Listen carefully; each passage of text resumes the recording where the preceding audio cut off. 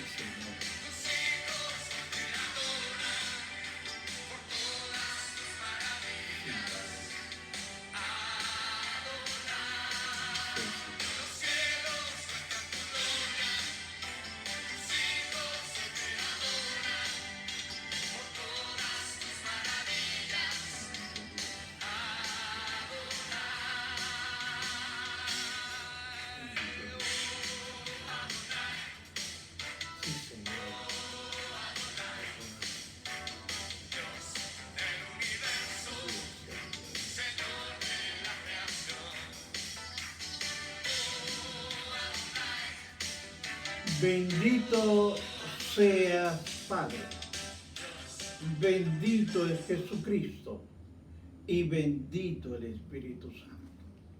Bien, queridos hermanos, vamos a estudiar, a continuar con el estudio de Apocalipsis, capítulo 1. Ya hemos visto el versículo 1, pero lo voy a volver a leer, tanto el versículo 1 como el versículo 2.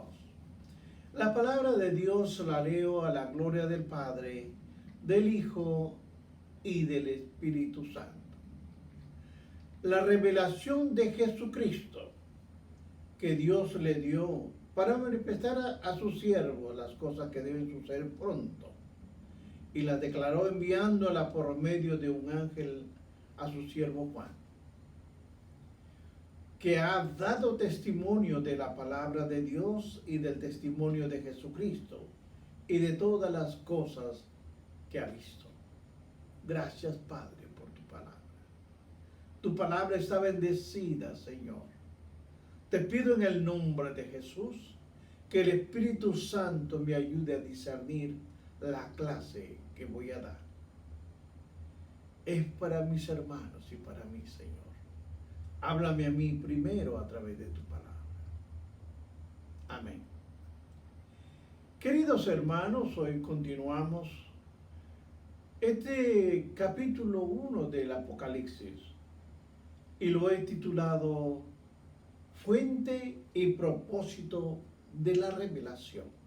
Sí, hermano, fuente y propósito de la revelación.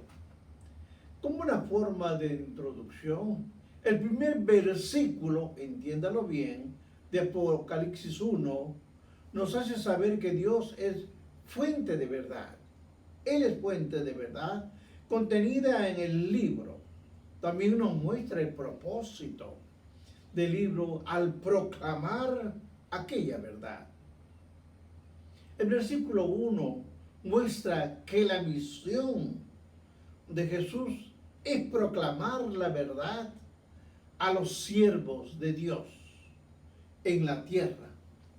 Jesús, óigalo bien, puede mostrar a su siervo cosas que sucederán para el cumplimiento de la verdad y que se profetiza en este libro de Apocalipsis. Es imposible que aquellos que no son siervos de Dios comprendan el libro de Apocalipsis. Para ellos es locura, así como la palabra de la cruz es locura para los que se pierden, de acuerdo al 1 Corintios 1:18. Sin embargo, para nosotros los que somos siervos de Dios, Apocalipsis es un gran libro de victoria y de regocijo. ¿En quién? En Jesucristo nuestro Señor. Sí, hermano. Este estudio lo vamos a comenzar para que usted lo pueda entender bien, porque voy ahora a explicar unos significados que están escritos en griego. El término techi, T-E-C-H-E-I,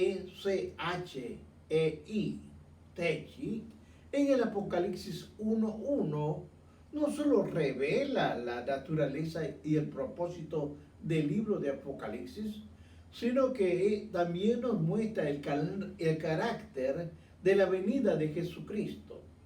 La expresión griega traducida como pronto, eso es lo que significa techi, es pronto. En este versículo es la misma expresión también que se traduce no solamente como pronto, como lo dice Lucas 18:8, sino también como breve en Romanos 16:20. Pronto en Apocalipsis se dice en el capítulo 16:20. Se refiere al tiempo de Dios, entiéndalo bien. Es al tiempo de Dios y no al nuestro.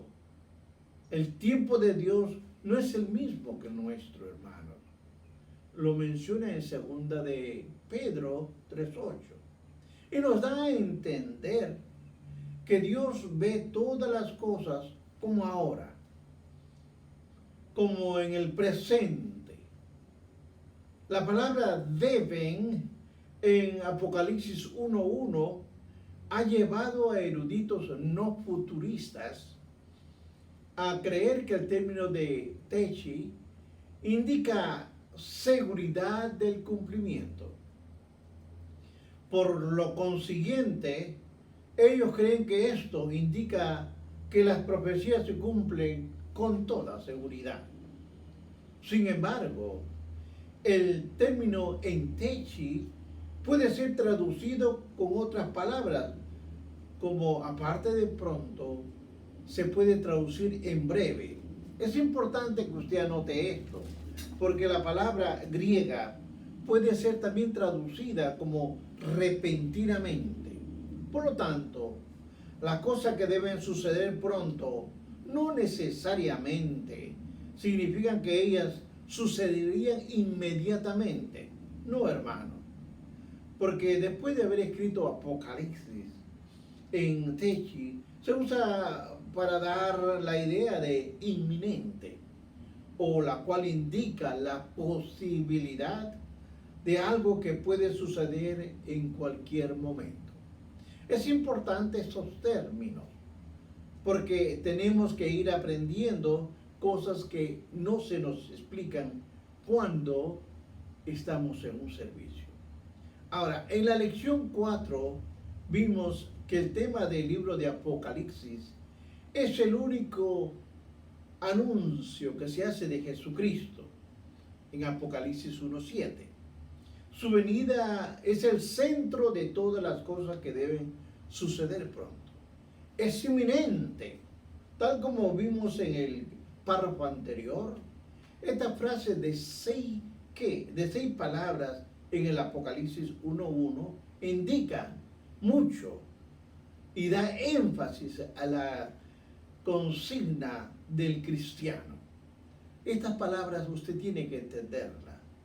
Prepárate para la venida de Jesús. Son 6 frases. Prepárate para la venida de Jesús. La venida de Jesús incluye más de un evento, hermanos. Introduce una serie de acontecimientos. Esta serie de acontecimientos comienza en el Apocalipsis 4:1. Y es con algunos detalles, se lo voy a explicar. Una vez que estos eventos comienzan, ya no habrá demora. Ya no, porque la consumación del plan redentor de Dios es inevitable. Estos eventos van a suceder, ya no habrá transiciones, no hay demoras. Ellos presentan las páginas finales del plan de Dios para los siglos. Ahora observemos el significado también del vocablo ángel. Entendamos para no entender o confundirnos. Apocalipsis 1:1 señala que un ángel trajo la revelación de Jesucristo a Juan. Él es el autor del libro de Apocalipsis. Y vemos que la palabra traducida como ángel significa mensajero. En otras partes de la Biblia, la palabra que se traduce como ángel algunas veces se refiere a lo que comúnmente llamamos ángel, es decir, un mensajero celestial o un mensajero divino, de acuerdo como nosotros lo vemos en Génesis capítulo 19:1, o también lo vemos en el Salmo 103:20. Además, lo vemos en Mateo 1:20. En algunas ocasiones, hermanos, la palabra se refiere a un mensajero humano, y esto lo mencionan en el libro de Génesis capítulo 32:3, o lo puede ver en Primera de Samuel 6:21, o en Mateo 11:10, o lo puede ver en Lucas 9:52, ya que la palabra traducida como ángel puede referirse tanto a un mensajero divino como humano. Debemos observar el contexto para determinar a cuál se refiere, y es importante recordar, sí, recuérdelo bien, que la atención debe estar puesta en el mensaje y no en el mensajero. Si es humano o divino, no es nuestra preocupación principal. Recuerde esto. Ahora, Apocalipsis 1:2. Note dos cosas que son muy importantes para este estudio. El ángel reveló a Juan. Muy interesante que usted vea que el ángel revela a Juan que la palabra de Dios. ¿Y qué más? Y el testimonio de Jesucristo. Como ya hemos estudiado en la lección 4, el ángel comunica este mensaje a Juan. Ya se lo explica. ¿A través de qué? A través de señales, pero también a través de símbolos. De este modo, el mensaje del libro de Apocalipsis es comunicado por medio de un mensajero divino y es escrito por Juan, el fiel testigo de lo que había visto y oído. Esta palabra visto y oído es importante que usted lo subraye. Para nuestro estudio es un propósito importante, porque él vio, él oyó. Esto es importante. Ahora veamos con mucho detenimiento las 7 aventuranzas en Apocalipsis que ya están en el capítulo 1 de 3 al 5. La palabra dice, bienaventurado el que lee, oiga bien, bienaventurado el que lee, y los que oyen la palabra de esta profecía y guardan las cosas que en ellas escritas, porque el tiempo se acerca. Juan, a las 7 iglesias que están en Asia, va a mencionar 2 palabras, gracia y paz. A vosotros, del que es, del que era y el que ha de venir, y de los 7 espíritus que están delante de su trono. Ponga atención en estos 7 espíritus que están delante de su trono y de Jesucristo, testigo fiel, el primogénito de los muertos, el soberano de los reyes de la tierra, al que nos amó y nos lavó nuestros pecados con su sangre. Esta sangre preciosa que derramó en el Gólgota. Ahora observemos uno por uno. Las bienaventuranzas más conocidas se encuentran en Mateo capítulo 5, versículos del 1 al 12. Pero esto es necesario para su aprendizaje de Apocalipsis, que se memorice, que lo escriba muchas veces. El primero es bienaventurado los pobres de espíritu. Usted subrayelo, escríbalo. El segundo es bienaventurado los que lloran, porque ellos recibirán consolación. El tercero, bienaventurados los mansos. El cuarto, bienaventurados los que tienen hambre y sed de justicia. El quinto, bienaventurados los misericordiosos. El 6, bienaventurados los de limpio corazón. Bienaventurados los pacificadores, porque ellos serán llamados hijos de Dios. Bienaventurados los que padecen persecución por causa de la justicia. Vemos, bienaventurado soy cuando por mi causa os vituperen o os persiga. Hermanos, cuando nosotros leemos esto, todas estas bienaventuranzas, creo que después de haberlas leído, deberíamos de estar en condiciones de explicar por qué Apocalipsis 1:3 se considera una aventuranza, que es la primera después de 7 bienaventuranzas en Apocalipsis. Porque las otras 6, entiéndalo bien, se encuentran en este mismo libro, pero en el capítulo 14:13, en el capítulo 16:15, en el 19:9, en el 20:6, el 22:7, o usted lo puede encontrar en el 22:14. Una vez que las encuentra, escríbalos estas 7 bienaventuranzas. Vea su cuaderno, apúntelo, porque contiene realmente un material para un estudio bíblico o para un sermón. Apréndalos, de tal manera que usted, supóngase que va a dar un examen y usted tiene que saber bien estas aventuranzas. Es importante porque en lo que estamos estudiando lo vamos a usar frecuentemente. Ahora, observemos especialmente la naturaleza de la primera bienaventuranza de Apocalipsis. En primer lugar, hay una bienaventuranza pronunciada, dice, ¿para quién qué? Para quien lee el libro profético. Es la primera.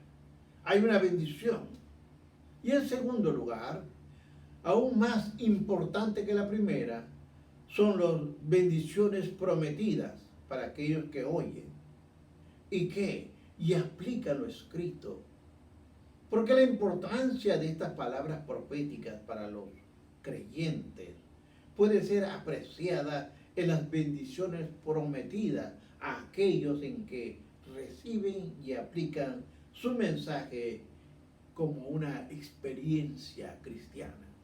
Ahora, veamos el Apocalipsis 1:4. Juan comienza a escribir a las iglesias. Él comienza con 2 palabras comúnmente usadas en los saludos del Nuevo Testamento. Son 2 palabras. Esta es gracia y paz. Los cristianos deben estar conscientes de que una persona, antes de tener verdadera paz, debe experimentar la gracia de Dios. ¿Por qué? Porque en Apocalipsis 1, 4 y 5, note las 2 personas en el grupo de seres donde provienen de estos saludos. La gracia y la paz a las iglesias, mencionadas por el sempiterno Dios, el Padre, pues la otra persona es directamente identificada como Jesucristo. Vamos a estudiarlo bien. Porque cuando leíamos habíamos 7 espíritus de Dios. Cuando vamos a leer qué dice Apocalipsis 1:4, Juan, a las 7 iglesias que están en Asia, gracia y paz a vosotros, del que es, el que será, el que ha de venir, y de los 7 espíritus que están delante del trono. Ahora nosotros yo voy a presentar 2 opiniones con respecto a la identidad de esos espíritus, porque hay que ir explicando, que se menciona en Apocalipsis 1:4. Primero, observe usted, ya que los ángeles, ya hemos hablado de los ángeles, son llamados espíritus ministradores en Hebreos capítulo 1, versículo 14. Algunos creen que estos 7 espíritus son ángeles. Ambas tradiciones judías indican que hay 7 ángeles en la presencia de Dios. Pero algunas tradiciones sostienen que los ángeles de la presencia no son ángeles, sino arcángeles. Pero hay un ángel que es llamado arcángel, esta es la palabra de Dios. Lo encontramos en Primera de Tesalonicenses 4:16, o usted puede encontrarlo en el libro de Judas 9. Pero hay otra opinión popular de estos 7 espíritus, ponga atención, que simbolizan la integridad del ministerio del Espíritu Santo. El autor, o sea Juan, en este texto sostiene esta opinión, pues no ve señal alguna que justifique la presencia de 7 ángeles en Apocalipsis 1:4. Además de esto, su punto de vista es influenciado por las enseñanzas del séptuplo ministro del Espíritu Santo. Usted lo puede ver en Isaías 11:2, 3, en Zacarías capítulo 4. Ahora, cuando usted ve en Isaías 11:2 y 3, note que hay 7 virtudes que el Espíritu Santo ministra a este vástago, es decir, a Jesús, el Mesías. Esto hay que estudiarlo bien. Sin embargo, ahora le quiero hablar sobre una descripción del aspecto de Jesús. Vea el Apocalipsis 1, capítulo 1, versículos 5 al 6. Dice: y de Jesucristo el testigo fiel, el primogénito de los muertos, el soberano de los reyes de la tierra, al que nos amó y nos lavó nuestros pecados con su sangre, y nos hizo ¿qué? Reyes y sacerdotes para Dios, su Padre. A Él sea la gloria e imperio por los siglos de los siglos. Ahora, note usted la descripción del aspecto de Jesús. Porque nosotros decimos el Padre. Pero es importante que usted escuche lo siguiente. Que lo que estamos viendo en Apocalipsis 1:5, vemos una consideración. Primero, Jesús es fiel y es testigo fiel. Un testigo es alguien que proporciona evidencia, testifica por una causa, tiene un conocimiento personal de algo, da una declaración pública a través de la palabra o el ejemplo.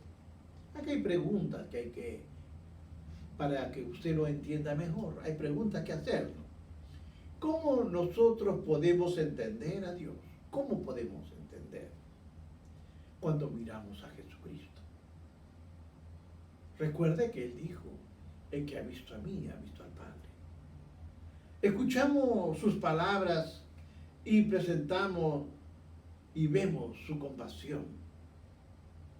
En esa compasión vemos al Dios. De acuerdo al libro de Juan 14:9. Hay otra pregunta. ¿Cómo podemos conocer el poder de Dios? Lo conocemos cuando vemos a Jesús sanando a los enfermos, resucitando al muerto, limpiando al leproso. Así es como nosotros vemos el poder de Dios. Pero podemos hacer otra pregunta. ¿Cómo podemos conocer la paciencia de Dios? Nosotros somos testigos de su paciencia cuando vemos a Jesús en sus sufrimientos con sus discípulos. Ahora, otra pregunta. ¿Cómo podemos conocer el amor de Dios? ¿Cómo? El amor de Dios es revelado en Jesús cuando alcanzando a toda persona en su necesidad. Y Él dice, Padre, perdónalos porque no saben lo que hacen. Usted lo ve en el libro de Lucas 23:34. De esta manera Jesús es el testigo el testigo perfecto. Él manifiesta fielmente el carácter y los atributos de nuestro Dios. Ahora, note que lo que indica en Hechos 1:8 en cuanto a la venida del Espíritu Santo. Note usted esto sobre que va a venir el Espíritu Santo en cada creyente.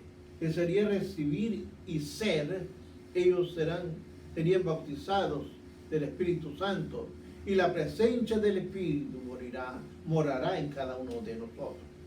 Cambiaría drásticamente su vida. Los discípulos de Cristo recibirían poder para ser testigos de su Señor. El énfasis aquí se encuentra más bien en que los creyentes son antes que en lo que hacen, pues lo que los creyentes hacen es producto de lo que ellos son.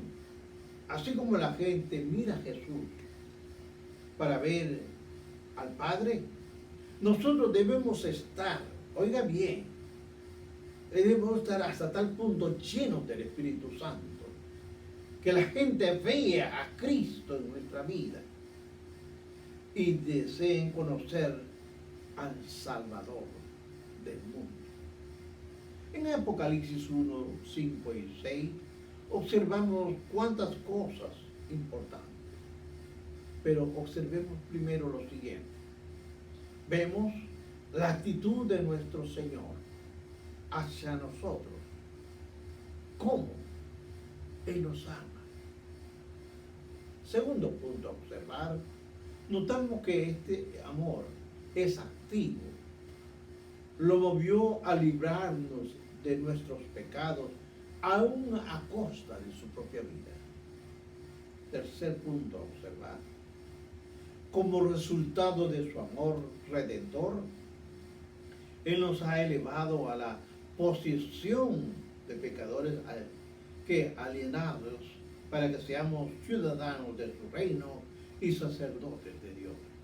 Así como cada creyente es un sacerdote y tiene acceso a Dios a través de Jesucristo, sin necesidad de intermediario, cuando uno va en oración, cuando uno va en búsqueda de la presencia del Padre.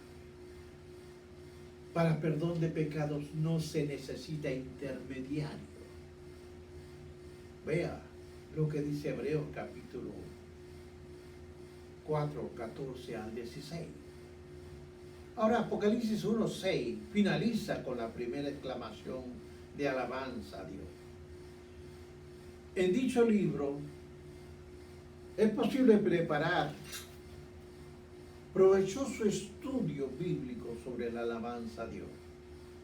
De este libro, escriba la primera alabanza en su cuaderno. Escríbalo, hermano. Y a medida que vamos encontrando más alabanzas, la vamos a ir añadiendo. La alabanza describe las cosas por las que necesitamos alabar a Dios. Obviamente es un tema aparte, pero es interesante que usted estas clases las coja, las aprenda y no solamente las sepa, sino que las viva. Es beneficio para su alma. Recuerde, Cristo, por medio del Espíritu Santo, cambia a la persona. Y las personas que la ven, ven en usted la presencia de Cristo. Dios lo bendiga.